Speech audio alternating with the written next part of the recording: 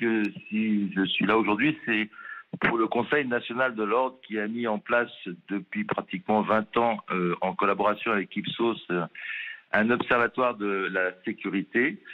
On s'aperçoit que les agressions verbales et menaces sont certainement les atteintes les plus importantes et sont en progression régulière, puisqu'aujourd'hui, il s'agit pratiquement de 70% des agressions contre les médecins.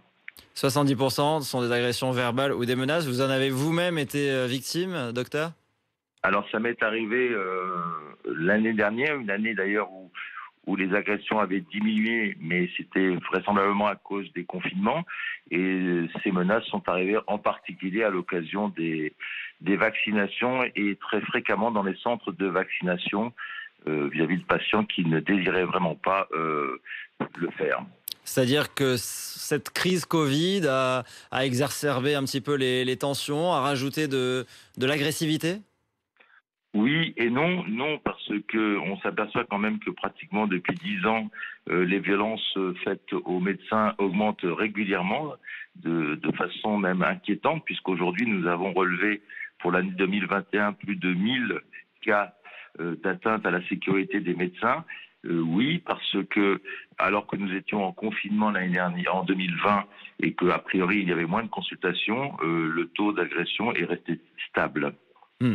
C'est quoi? C'est la tension autour du vaccin, autour des prescriptions? Quel est le cas le plus fréquent?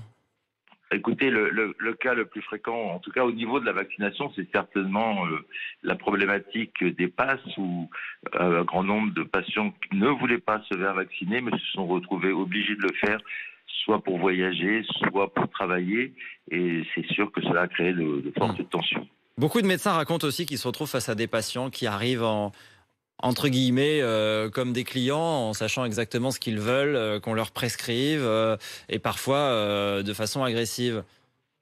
Alors, c'est vrai que on se rend compte que beaucoup d'agressions viennent à la suite d'un refus d'une ordonnance, d'un refus d'un arrêt de travail ou d'un refus de vouloir absolument faire ce que leur demande le patient, parce que le médecin, lui, fait sa consultation, fait son examen, et c'est par rapport à cet examen et à la consultation qu'il va décider du traitement à délivrer, et non pas par rapport forcément au désirata de telle ou telle personne.